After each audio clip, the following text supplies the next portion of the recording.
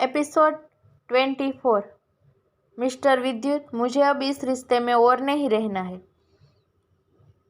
सुमित ने अयांश को बगैर कोई जवाब दिए किसी अपराधी की तरह अपना सर झुका लिया।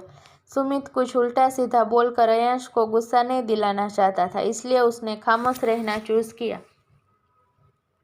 अयांश ने अपना सर उठाकर ठंडी नजरों से जब दोबारा सुमित की ओर देखा, तब सुमित ने किसी नर्वस लड़की की तरह अपनी उंगली आपस में उलझाना शुरू कर दिया। सुमित का ग्लिरिश बिहेवियर देखकर अयांश की नीली आंखें अजीब ढंग से सिकुड़ गई। उसे डाल में कुछ काला तो लगा, मगर उसने आगे सुमित से कोई सवाल नहीं किया। अगर सुमित उसे कुछ नहीं बताना चाहता था तो अयांश के पास अपने तरीके थे चीजें पता करने के। सुमित की खामोशी के बावजूद अयांश तो शांत रहा, मगर शेडो से सुमित की चुप्पी देखी नहीं गई। शेडो ने इरिटेशन और गुस्से के मिले जुले भाव से सुमित की ओर दहाड़ मारा तो सुमित डर कर 5 कदम पीछे हट गया। सुमित ने सहमी और गुस्से भरी नजरों से शेडो की ओर घूरकर देखा। शेडो की डरावनी पीली आंखें सुमित से साफ तौर पर दांत पीसते हुए कह रही थी, काली रानी के चमचे, तुम्हारी हिम्मत कैसे हुई लिटिल डेविल के सवाल का जवाब ना देने की? क्या तुम्हारा इस धरती से और अपनी जिंदगी से मन उब गया है? क्या तुम चाहते हो कि मैं तुम्हारे शरीर को अपना आहार बना लूं और तुम्हारी आत्मा को नर्क की आग में जलने के लिए भेज दूं? शेडो के खुखार इरादे भाप कर सुमित घबरा गया। सुमित जानता था इस काली डरावनी बिल्ली का कोई भरोसा नहीं था। शेडो अयांश और माया के अलावा किसी की भी नहीं सुनती थी। गुस्सा आने पर शेडो को इंसान को चोट पहुंचाने में 1 सेकंड का वक्त नहीं लगता था, और अभी तो शेडो शायद सुमित की बातों से ऑफेंड हो गई थी। उसका ईगो शायद हर्ट हो गया था। शेडो ने सुमित की ओर अपने 2 कदम बढ़ाए, मगर तीसरे कदम में उसे थोड़ा अजीब लगने लगा। शेडो रुक गई। उसने गुर्राते हुए पलट कर पीछे देखा। अयांश ने जीरो इमोशन के साथ मजबूती से शेडो की पूंछ पकड़ रखी थी।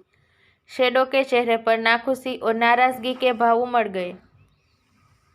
उसने गुर्रा कर अयांश से कहा, लिटिल डेविल, तुमने मुझे क्यों रोका? आज मैं इस धरती से एक मनहूस इंसान का बोझ कम करने वाली थी।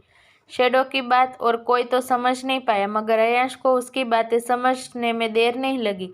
अयांश ने शेडो की पूंछ खींचते हुए गहरी ठंडी आवाज में कहा, अभी तुम उसे नहीं मार सकती। अगर तुमने उसे मेरी प्रेजेंस में मारा तो मम्मा मुझसे गुस्सा हो जाएगी। जब मैं तुम्हारे आसपास ना रहूं तब तुम उसे मार सकती हो, मगर मेरी मौजूदगी में तुम्हें सिर्फ एक ओबीडियंट पेट बना कर रहना है। किसी को हार्म नहीं करना है, वरना बात मेरी रेपुटेशन पर आ जाएगी। अयांश की आवाज़ हमेशा की तरह धीमी थी, मगर उसका हर एक शब्द सुमित को अपने दिल पर लगने वाले घातक तीर की तरह महसूस हुआ। सुमित ने एक ठंडी सांस छोड़कर मन में अयांश को कोसते हुए सोचा, क्रूल लिटिल डेविल, अगर तुम मेरे बॉस के बेटे न होते तो मैं तुम्हारा और इस काली बिल्ली का मुंह तोड़ देता। तुम दोनों को होटल के टॉप से उठाकर नीचे फेंक देता, मगर मेरी मजबूरी देखो। तुम्हारे इतने ब्रूटल वर्ड्स के बावजूद मैं तुम्हें हाथ भी नहीं लगा सकता।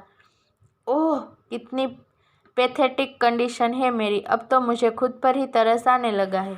सुमित के चेहरे के पल पल बदलते भाव देखकर अयांश उसे डाउटफुल नजरों से घूरते हुए कोल्ड वॉइस में पूछा, मिस्टर सुमित, क्या आप शेडो को मन ही मन गाली दे रहे हो? सिर्फ शेडो को ही नहीं, मैं तुम्हें भी गाली दे रहा हूँ। सुमित अपने दिल से अयांश को यही जवाब देना चाहता था, मगर हकीकत में उसकी यह सब बोलने की हिम्मत नहीं हुई। अयांश और शेडो की खुखार नजरें खुद पर पाकर सुमित ने झूठी हंसी हंसते हुए कहा, नहीं नहीं लिटिल मास्टर, आप यह क्या बोल रहे हैं? मैं भला आपकी प्यारी काली बिल्ली को गाली कैसे दे सकता हूँ? अरे, मैं तो इतना बड़ा क्राइम करने के बारे में सोच भी नहीं सकता। सुमित का जवाब सुनकर शेडो तो घमंड और संतुष्टि से भर गए, मगर अयांश को सुमित के जवाब पर बिल्कुल भी विश्वास नहीं हुआ। अयांश ने तीखी नजरों से सुमित को घूरते हुए ठंडी आवाज में कहा, आपकी आंखें और आपकी जुबान मेल क्यों नहीं खा रही है मिस्टर सुमित? अयांश की बात सुनकर सुमित थोड़ा सक पका गया। तभी शेडो बोरेडम से गुर्राते हुए बोली, अब छोड़ो भी छोटे शैतान, तुम भी ना हाथ धोकर किसी के पीछे पड़ जाते हो। अब इस मनहूस को जाने भी दो और अपने यहाँ आने के असल मकसद पर ध्यान दो। क्या तुम भूल गए हम यहाँ क्यों आए थे? क्या तुम्हें काली रानी के पास नहीं जाना? शेडो के याद दिलाने पर अयांश को अपने यहाँ आने का मकसद याद आया। विद्युत यहाँ रुका हुआ था। यह खबर पूरे न्यूज़ चैनल और सोशल मीडिया में छाई हुई थी। फ्रैंकफर्ट वाले ड्रीम होटल के चलने के बाद विद्युत का दोबारा ड्रीम होटल में आना दुनिया की नज़रों में हॉट टॉपिक बना हुआ था। कल दिन तक जिस ड्रीम होटल के शेयर्स गिर रहे थे, अब वो दोबारा अपने पिक पर आ गए थे। अयंश को भी सोशल मीडिया के थ्रू विद्युत के ड्रीम होटल में आने की खबर मिली थी। अयंश के यहाँ आने की असल वजह विद्युत ही था। अयंश विद्युत से मिलना चाहता था, इसलिए वह अपना क्लास बंक करके होटल चला आया था। अयंश आगे सुमित को किसी रोड पर गिरे कचरे की तरह इग्नोर करके एलिवेटर की ओर चला गया। शेडो भी किसी आज्ञाकारी बिल्ली की तरह अयंश के साथ चली गई। उधर रीवा माया के अकॉर्डिंग ब्लैक आउटफिट्स और डाइवोर्स पेपर लेकर पैराडाइज के रूम नंबर 6 के बाहर पहुंची।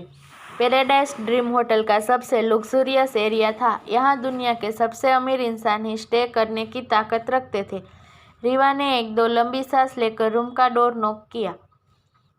रीवा की सख्त आंखों में इस समय नर्वसनेस साफ दिख रही थी। रीवा बहुत लंबे समय से माया की सबऑर्डिनेट थी। वह बहुत लंबे वक्त से माया के लिए काम करती आ रही थी। आज अपने पूरे करियर में रीवा पहली बार माया के लिए ऐसे कपड़े लेकर जा रही थी, वो भी किसी लड़के के रूम में।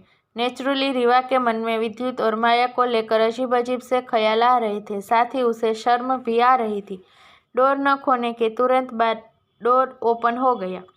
डोर विद्युत ने खोला था। वह इस समय तक सिर्फ टॉल में ही था। रीवा ने उसे देखते ही अपनी आंखें जमीन में गिरा दी। उसने कपड़े का बैग विद्युत की ओर बढ़ाते हुए कहा, सर, इसमें मैडम के कपड़े हैं। रीवा की बात सुनकर विद्युत ने बिना भाव से कहा, इसे नीचे रख दो। हाँ। रीवा को विद्युत की बात समझ नहीं आई। उसने कन्फ्यूजन से विद्युत की ओर देखा तो विद्युत ने ठंडे लहजे में उससे कहा, बैग नीचे रख दो। रीवा ने इस बार विद्युत की बात मानकर तपाक से बैग नीचे रख दिया। उसके बाद वो वहाँ से चली गई। विद्युत ने कुछ पल ठहर कर बैग को नीचे से उठाया, फिर उसने रूम के अंदर आकर डोर अंदर से लॉक कर दिया। उधर रीवा विद्युत की हरकत देख दांत पीसते हुए बोली, पागल सनकी आदमी, बिल्कुल उस लिटिल डेविल की तरह है। यह दोनों बाप बेटे एक जैसे ही है, सर फिरे। रीवा विद्युत और अयंश की ब्रूटल सिमिलैरिटीज के बारे में सोचते हुए वापस माया के केबिन में चली गई। इसी बीच पिलर के पीछे छिपे एक इंसान ने अपने हाथ में मौजूद cannon EOS R8 mirrorless camera को देखा। उस कैमरे में माया के विद्युत के रूम में जाने की, रीवा के विद्युत को कपड़े देने की सारी फोटोज मौजूद थी। सभी फोटोज को रीचेक करने के बाद उस इंसान के चेहरे पर एक तिरछी और रहस्यमयी मुस्कान उभर आई। उसकी मुस्कान में कुछ तो अजीब और खतरनाक इरादे झलक रहे थे। रूम के अंदर माया बाथरूम से बाहर आई। उसने देखा विद्युत बेड के कॉर्नर पर बैठा अपना फोन चला रहा है। माया उसे कुछ पल देखने के बाद काउच पर रखे पेपर बैग की ओर बढ़ गई। विद्युत को माया की मौजूदगी का एहसास हो चुका था, मगर उसने माया की ओर नहीं देखा। माया कुछ सेकंड बाद विद्युत के सामने आकर खड़ी हो गई। उसने विद्युत की ओर एक पेपर बढ़ाते हुए कहा, इस पर साइन कीजिए मिस्टर विद्युत, मुझे इस रिश्ते में अब और नहीं रहना। विद्युत ने अपनी पलकें उठाकर ठंडेपन से उस पेपर की ओर देखा। पेपर की हेडलाइन पढ़ते ही विद्युत की नीली आंखें काली अंधेरी रात की तरह डरावनी और काली पड़ गई। विद्युत ने उस डाइवोर्स पेपर को एक झटके से माया के हाथ से छीनकर टुकड़ों टुकड़ों में फाड़ दिया। माया कुछ रिएक्ट कर पाती उससे पहले ही विद्युत ने उसकी कलाई पकड़ी और सीधे बेड पर गिरा दिया। माया विद्युत के इस एक्शन से स्तब्ध रह गई। उसने आज से पहले विद्युत को इतने गुस्से में कभी नहीं देखा था। क्या गुस्से में आकर विद्युत उठाएगा कोई गलत कदम? कौन था फोटोज क्लिक करने वाला इंसान? क्यों माया डाइवोर्स के लिए इतनी ज़्यादा डिस्परेट है? क्या अयंश विद्युत से मिल पाएगा? जानने के लिए सुनते रहिए द डेविल्स होलो।